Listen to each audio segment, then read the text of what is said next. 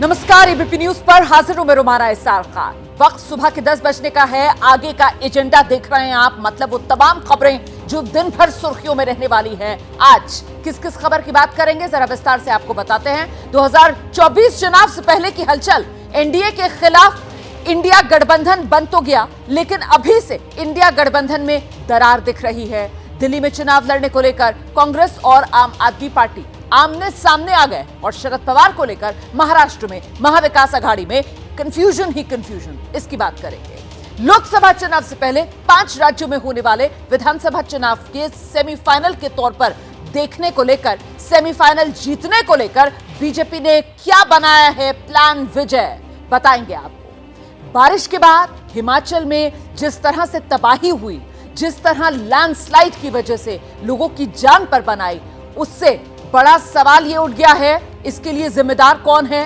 इस सवाल को लेकर भी बात करेंगे। बात पाकिस्तान की भी करेंगे, जहां लगातार चर्च निशाने पर हैं और सवाल यह है कि क्या पाकिस्तान में गैर मुस्लिम होना गुनाह है। तो आइए विस्तार से इन तमाम खबरों की शुरुआत करते हैं और सबसे पहले आपको दिखाते हैं आज की ब्रेकिंग न्यूज। बीजेपी सूत्रों के हवाले से बड़ी खबर आ रही है, आपको जानकारी देते हैं। मध्य प्रदेश विधानसभा चुनाव के लिए करीब 40 प्रत्याशियों के नाम पर मोहर लगा दी गई है। मध्य प्रदेश के लिए बीजेपी ने 40 उम्मीदवारों के नाम फाइनल कर लिए हैं। ये बड़ी खबर है। केंद्रीय चुनाव समिति की जो बैठक हुई कल, इसी बैठक में ये नाम तय किए गए और खास बात यह है कि कमजोर प्रदर्शन वाली जो विधानसभा सीटें हैं, पहले उन सीटों के लिए उम्मीदवारों के नाम पर फैसला लिया गया है। बीजेपी सूत्रों के हवाले से यह बड़ी खबर है। बीजेपी ने मध्य प्रदेश के लिए 40 सीटों के लिए उम्मीदवारों के नाम तय कर लिए हैं। नामों पर मोहर लगा दी गई है। मध्य प्रदेश के लिए ये 40 उम्मीदवार जिनके नाम तय किए गए हैं, ये वो सीटें हैं खासतौर से जहां बीजेपी का प्रदर्शन बेहतर नहीं रहा है। हमारे साथ हमारे दो सहयोगी इस वक्त मौजूद हैं, नीरज पांडे और ब्रजेश राजपूत। मैं सबसे पहले आपको नीरज पांडे के पास लेकर चलूंगी। नीरज, ये रणनीति में यहां पर सीधे सीधे एक बदलाव देखने के लिए मिल रहा है कि चुनाव की तारीखों का ऐलान होता नहीं है, उससे पहले केंद्रीय चुनाव समिति की बीजेपी बैठक कर लेती है और लीजिए इस बैठक में 40 उम्मीदवारों का नाम भी तय, वो भी उन सीटों के लिए जो बीजेपी के लिए परेशानी बनती आई है। नीरज, देखिए, भारतीय जनता पार्टी ने ये पहली बार परंपरा शुरू की है कि ऐसी सीटें जो डी ग्रेड में हैं, यानी जिन सीटों को कभी वो या तो जीत नहीं पाए हैं या पिछले चुनाव में हार गए हैं, उन सीटों पर अभी भी उनके पास बड़ी समस्याएं हैं। ऐसे में भारतीय जनता पार्टी नई रणनीति अपनाई है कि उन सीटों पर चर्चा की और सीटों के नाम तय कर लिए। लेकिन मैं आपको यहाँ पर एक करेक्शन करूँगा कि अभी फिलहाल नाम की घोषणा होने में थोड़ा समय है, क्योंकि पार्टी का ये मत है कि अभी इनके नामों की घोषणा ना करके बल्कि उनको इंटरनल इंफॉर्मेशन दे दी जाए ताकि वो अपनी तैयारियों में जुट जाएं। पार्टी के पदाधिकारी उनको ये बता दें कि आपको इस चुनाव से इस सीट से चुनाव लड़ना है, तो आप अपनी उस लेवल पर तैयारी शुरू कीजिए कि आप यहाँ से विधानसभा के उम्मीदवार हैं। ये बड़ी खबर है, बड़ी जानकारी है जो नीरज पांडे दे रहे हैं कि नामों पर मोहर लगा ली गई है, नाम तय कर लिए गए हैं, लेकिन इन नामों को सार्वजनिक ऐलान पार्टी की तरफ से नहीं किया जाएगा। ये पूरी कवायद जो है वो सिर्फ इसलिए की जा रही है ताकि उम्मीदवार जो हैं वो अपनी तैयारियों में जुट जाएं पूरे मन से। अगली बड़ी खबर का रुख कर रहे हैं मध्य प्रदेश से ही। इस वक्त की एक और बड़ी खबर, जहां इस साल के अंत में होने हैं विधानसभा चुनाव और जानकारी ये मिल रही है 4 राज्यों से बीजेपी के 230 विधायक मध्य प्रदेश की तमाम जो 230 विधानसभा क्षेत्र हैं वहां जाएंगे, दौरा करेंगे। 18 अगस्त को ये विधायक मध्य प्रदेश पहुंचेंगे। हर एक सीट पर दूसरे राज्य से आया एक बीजेपी विधायक वो जिम्मेदारी संभालेगा कि उस सीट के टिकट के दावेदारों की लिस्ट बनाई जाए, उस सीट के जीतने के लिए क्या चुनौतियां हैं, उन्हें कैसे पार पाया जाए। मौजूदा विधायक के काम की एक तरीके से समीक्षा भी हो जाएगी। इसी क्रम में 27 अगस्त तक अपनी रिपोर्ट बनाकर ये विधायक पार्टी आलाकमान को सौंपेंगे। तो रिपोर्ट पार्टी आलाकमान को सौंपी जाएगी। हम सीधे आपको लेकर चलेंगे, ब्रजेश हमारे साथ मौजूद हैं और जरा ब्रजेश से समझ लेते हैं कि कल इसी तरीके की जानकारी आशीष मुझे तेलंगाना को लेकर दे रहे थे कि वहां पर भी 119 जो विधानसभा सीटें हैं, बीजेपी के अन्य राज्यों के 119 विधायक हर सीट पर जाएंगे और फोकस करेंगे। बिल्कुल उसी क्रम में मध्य प्रदेश की भी 230 विधानसभा सीटें और बीजेपी के अन्य राज्यों के 230 विधायक मध्य प्रदेश आएंगे, एक एक सीट पर पैनी नजर ब्रजेश। बिल्कुल, मध्य प्रदेश चुनाव को लेकर बीजेपी ने बहुत माइक्रो लेवल पर मैनेजमेंट शुरू कर दिया है, जिसका पहला चरण तो वो था जो प्रधानमंत्री मोदी जब यहाँ आए थे उन्होंने बूथ लेवल के कार्यकर्ताओं को संबोधित किया था और कई सारे कार्यकर्ता मध्य प्रदेश के विभिन्न बूथों पर गए थे, वहाँ से उन्होंने फीडबैक दिया है। उसके बाद अब विधायकों की बारी है। अब यहाँ पर मध्य प्रदेश में 18 तारीख की शाम को विधायक आएंगे, 19 और 20 को उनका प्रशिक्षण होगा। प्रशिक्षण देने भी केंद्रीय गृह मंत्री अमित शाह भोपाल आ रहे हैं, वो 2 दिन भोपाल में रहेंगे, इन लोगों को प्रशिक्षण देंगे, इनको जानकारियाँ देंगे, इनको क्या करना है, इनका हौसला बढ़ाएंगे। फिर ये लोग 20 को रवाना हो जाएंगे और तकरीबन 5-6 दिन अपने अपने इलाकों में रहेंगे, यानी कि जो 230 विधानसभा सीटों में रहेंगे वहाँ से फीडबैक देंगे, वहाँ से संभावित उम्मीदवारों की कमजोरियाँ, ताकत, तमाम चीज़ों का सर्वे करके आला कमान को सौंपेंगे। और उसके बाद फिर और आने वाले दिनों में फिर मंत्रियों की बारी आएगी। फिर विभिन्न राज्यों में जो मंत्री हैं वो इन इलाकों में आएंगे और अलग अलग जगहों पर इस तरीके का सर्वे करेंगे और अपना फीडबैक देंगे। मगर बहुत जल्दी, माने बीजेपी ने कितने जल्दी चुनाव प्रचार और चुनाव मैनेजमेंट शुरू कर दिया है, उसकी बानगी है ये।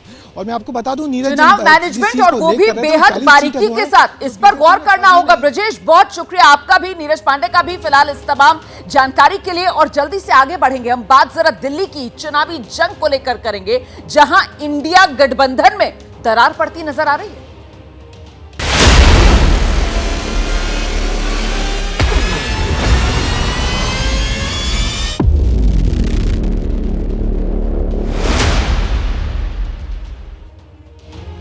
दिल्ली में इंडिया गठबंधन में मतभेद, ये इस वक्त की बड़ी खबर है। देखिए, दिल्ली से 7 लोकसभा सीटें और इन 7 लोकसभा सीटों को लेकर चुनाव लड़ने पर आम आदमी पार्टी और कांग्रेस एक तरीके से आमने सामने आ गए हैं। कांग्रेस की कल बैठक हुई थी, इस बैठक के बाद बयानबाजी शुरू हुई और न सिर्फ शुरू हुई बल्कि तेज हो गई और मतभेद जो है वो खुलकर सतह पर आ गए। इसी के बाद अब हालांकि पार्टी की तरफ से डैमेज कंट्रोल की कोशिश की जा रही है। आम आदमी पार्टी कांग्रेस नेता सफाई दे रहे हैं। कांग्रेस के दिल्ली प्रभारी हैं दीपक बाबरिया। अलका लांबा ने जो बयान दिया कि साहब पार्टी की तरफ से कह दिया गया है कि कांग्रेस कार्यकर्ता जुट जाएं, 7 सीटों पर चुनाव लड़ने के लिए कमर कस ले, इस बयान का अलका लांबा के दीपक बाबरिया की तरफ से खंडन कर दिया गया है। दिल्ली की 7 सीटों पर गठबंधन की चर्चा के बीच आम आदमी पार्टी और कांग्रेस के बीच के मतभेद अब जो सतह पर आए हैं। शुरुआत कांग्रेस नेता अलका लांबा के बयान से हुई। दिल्ली में लोकसभा चुनाव की तैयारियों पर प्रदेश के नेताओं के साथ राष्ट्रीय अध्यक्ष मल्लिकार्जुन खड़गे और राहुल गांधी ने बैठक की। इस मीटिंग के बाद अलका लांबा ने कह दिया, हम आगामी लोकसभा चुनाव के लिए 7 सीटों पर तैयारी करेंगे, ऐसा हमें कह दिया गया है आलाकमान की तरफ से। और इसी के बाद ये स्थिति उपजी कि आप और कांग्रेस आमने सामने आ गए। आपको सुनाते हैं अलका लांबा का वो बयान जिस पर यह पूरा सियासी विवाद खड़ा हुआ। आम आदमी पार्टी की मुख्य प्रवक्ता प्रियंका कक्कड़ की तरफ से भी इस पूरे मामले में बाद में कह दिया गया कि इससे तो साफ हो रहा है कांग्रेस को गठबंधन को लेकर किसी तरीके की कोई जरूरत ही नहीं है। 20 लोकसभा की तैयारियां कांग्रेस ने शुरू कर दी हैं। मात्र 7 महीने बचे हैं, दिल्ली की 7 सीटें हैं। 19 पे आप 2 नंबर पर आए थे, अभी आप जोर लगाइए, आप 7 जीत सकते हैं। तैयारी 7 पर करनी है, ये बिल्कुल हमारी बात उठी। आम आदमी पार्टी के 2 बड़े नेता इस समय लिकर पॉलिसी भ्रष्टाचार में अंदर हैं। जिस तरह से भाजपा का रवैया है, दिल्ली के मुख्यमंत्री पर भी शिकंजा आ सकता है। अलायंस के लिए कांग्रेस आई थी हमारे पास, क्योंकि कांग्रेस का कोई अस्तित्व नहीं है दिल्ली में। अगर वो दिल्ली में अलायंस नहीं करते तो फिर इंडिया अलायंस में जाने का कोई मतलब नहीं है, वेस्ट ऑफ टाइम है। हमारी टॉप लीडरशिप डिसाइड करेगी कि इंडिया अलायंस की नेक्स्ट मीटिंग अटेंड करनी है या नहीं। सीधे रुख करते हैं, हमारे साथ हमारे 2 सहयोगी जैनेंद्र और दीपक रावत मौजूद हैं। पहले जैनेंद्र का रुख करेंगे। जैनेंद्र, ये अति उत्साह में अलका लांबा की तरफ से जो बयान दिया गया वो कांग्रेस आलाकमान के लिए मुश्किल खड़ी कर रहा है। देखिए, निश्चित तौर पर पार्टी की किरकिरी हो गई। बड़ी बैठक हुई थी, कांग्रेस अध्यक्ष खड़गे मौजूद थे, राहुल गांधी मौजूद थे और दिल्ली के 30 से ज्यादा नेता मौजूद थे, नए पुराने। और उस बैठक में यह तय हुआ था, राहुल गांधी ने खुद सबको निर्देश दिया था कि पार्टी लाइन के मुताबिक बात रखनी है। लेकिन बैठक से निकल करके अलका लांबा ने एक ऐसा बयान दिया जिसको लेकर के आम आदमी पार्टी ने सवाल खड़े कर दिए, आपत्ति दर्ज करा दी और इसके बाद इस बयान से किनारा करना पड़ा पार्टी को। और रोमाना, बस एक खबर दे दूं, कांग्रेस सूत्रों का कहना है कि अलका लांबा पर कार्रवाई भी हो सकती है। कल जिस तरीके से उन्होंने बयान दिया, जिसके बाद ये बड़ी खबर आप दे रहे हैं, अलका लांबा पर कार्रवाई भी हो सकती है। और अगर ऐसा होता है दीपक रावत, फिर तो आम आदमी पार्टी की तरफ से जो पलटवार किया जा रहा था इस बयान को लेकर, उस पर विराम लग जाएगा। जी बिल्कुल, विराम तभी लगेगा जिस तरीके से सीधे संकेत जो आला कमान आम आदमी पार्टी की तरफ से नजर आ रहे हैं, उनमें सीधे तौर पर यह कहा गया, न सिर्फ अलका लांबा बल्कि संदीप दीक्षित भी लगातार इस तरीके के बयानबाजी कर रहे हैं, जिससे आम आदमी पार्टी बहुत ज़्यादा नाराज़ है, परेशान है। आम आदमी पार्टी ने दो टूक रवैये से साफ तौर पर यह कह दिया है कि अगर इसी तरीके की बयानबाजी उनके निचले स्तर के नेता करते रहे तो आगे गठबंधन का हिस्सा बना रहना उनके लिए मुश्किल हो जाएगा, क्योंकि इस तरह की बयानबाजी जो है वो गलत मैसेज पहुँचाती है, ना सिर्फ दिल्ली में बल्कि पंजाब में भी। तो सीधे तौर पर आम आदमी पार्टी अब ये कह रही है कि कांग्रेस आला कमान को सामने आना होगा और सीधे तौर पर यह कहना होगा कि वो गठबंधन चाहते हैं या नहीं चाहते। बहुत शुक्रिया दीपक रावत, जयेंद्र कुमार, आप दोनों का इस तमाम जानकारी के लिए। तो आम आदमी पार्टी की दो टुक, जिसके बाद बहुत हद तक मुमकिन है कि कांग्रेस की तरफ से अलका लांबा के खिलाफ एक्शन लिया जाए। आगे बढ़ रहे हैं, बात करते हैं महाराष्ट्र में इंडिया गठबंधन में पड़ रही दरार कहिए इसको, फूट कहिए उसकी, जहां कांग्रेस और एनसीपी के बीच अब बयानबाजी जो है वो तेज हो गई है। कांग्रेस के नेता हैं, प्रदेश के पूर्व मुख्यमंत्री रह चुके हैं पृथ्वीराज चौहान, उनका बयान, उस पर शरद पवार ने किया पलटवार। शरद पवार कह रहे हैं अजीत पवार से मीटिंग के दौरान किसी ऑफर पर कोई बात नहीं हुई है। कांग्रेस के नेता अगर कोई बयान दे रहे हैं तो मुझे इसकी जानकारी नहीं है। अजीत पवार ने बैठक के दौरान कोई ऑफर नहीं दिया। कल कांग्रेस के नेता की तरफ से कहा गया था कि साहब अजीत पवार ऑफर लेकर गए शरद पवार के पास, कैबिनेट मिनिस्टर के दर्जे वाला पद शरद पवार को दे दिया जाएगा। इस तरीके की बातें कांग्रेस की तरफ से कही गई थी, जिसके बाद अब शरद पवार की तरफ से साफ किया गया है, बयान दिया गया है कि कोई ऑफर अजीत पवार ने उन्हें नहीं दिया। सुना देते हैं आपको शरद पवार के बयान पर कांग्रेस नेता नाना पटोले की जो अब प्रतिक्रिया आई है वो। बिल्कुल कहना नहीं है। आज शिवसेना के नेता ने उससे बात की और ये झूठ न्यूज दिल्ली में से प्लान की है, ये बताया। पवार साहब ने कहा कि मेरा भतीजा है तो मैं मिलूंगा, हमारा पारिवारिक संबंध है। जनता में जो चर्चा है आपके मीडिया के माध्यम से पूरे देश को दिखाया जा रहा है, उसमें लोगों में संशय पैदा हुआ है और वही अलायंस में सबसे बड़ा तकलीफ का इशू होता है। सीधे रुक करेंगे, हमारे साथ हमारे सहयोगी रौनक कुकड़े इस वक्त मौजूद है। रौनक, क्या माना जाए, खुलकर अब जिस तरीके से शरद पवार खुद सामने आए हैं और इन तमाम कयासों पर विराम लगाने की कोशिश की है, ये कहते हुए कि साहब अजीत पवार ने मुझे कोई ऑफर नहीं दिया, मामला यहीं पर खत्म होगा या फिर अभी बात निकली है तो दूर तलक जाएगी? जी देखिए रोमाना, मुख्य तौर पर शरद पवार की तरफ से कोशिश लगातार की जा रही है कि उनको लेकर जो भ्रम महाराष्ट्र की राजनीति में देखने को मिल रहा है और वो खुद उनकी तरफ से ही पैदा किया जा रहा है। वे लगातार अजीत पवार से जो है वो मुलाकात कर रहे हैं, इसीलिए कांग्रेस और शिवसेना के नेता नाराज है। हालांकि कल दिन भर जिस तरह का सियासी घमासान महाराष्ट्र की राजनीति में और खासतौर से इंडिया अलायंस एमवी अलायंस के बीच में देखने को मिला, उसके बाद देर शाम को औरंगाबाद में प्रेस कॉन्फ्रेंस कर सफाई शरद पवार की तरफ से दी गई है कि वो हर हाल में इंडिया गठबंधन के साथ बने रहेंगे। लेकिन सबसे बड़ा सवाल जो देखने को मिल रहा है वो ये है कि पवार की तरफ से तो कहा यह गया है, लेकिन बड़ा सवाल ये है कि क्या फिर वो आने वाले दिनों में अजीत पवार से किसी तरह की कोई इंटरनल बैठक तो नहीं करने जा रहे। और इसी को लेकर कांग्रेस के हाईकमांड का जो है वो भी शरद पवार से संपर्क में है और जल्दी राहुल गांधी और शरद पवार के बीच में भी इसको लेकर मुलाकात हो सकती है, हमारे सूत्र बता रहे हैं। सबसे बड़ी बात यह है कि क्या शरद पवार सार्वजनिक तौर पर आज बीड़ में जो उनकी रैली हो रही है, क्या उसमें इस बात का जिक्र करेंगे और क्या कहेंगे कि वो अब अजीत पवार से किसी तरह का कोई राजनीतिक तौर पर रिश्ता नहीं रखना चाहते और उसी के बाद ये जो बादल है मंडरा रहे संशय के, वो कहीं ना कहीं दूर हो सकते हैं। जी बहुत शुक्रिया रौनक कुकड़े इस तमाम जानकारी के लिए। और अब बात मौसम की मार की, दरकते पहाड़ की। हिमाचल प्रदेश में बीते दिनों बारिश और बाढ़ से भारी तबाही हुई है। इस तबाही से अब तक 71 लोगों की मौत हो चुकी है, सैकड़ों लोग घायल हुए हैं, बेघर हो गए हैं। 3 दिन की लगातार बारिश से कई जगह पर लैंडस्लाइड हुई है, कई घर भवन ढह गए हैं। हिमाचल में एनडीआरएफ, एसडीआरएफ की टीमें लगातार रेस्क्यू में जुटी हुई हैं। क्षतिग्रस्त हाईवेज हों, सड़कें हों, उन पर से मलबा हटाने का काम हो, मरम्मत का काम हो, वो जारी है।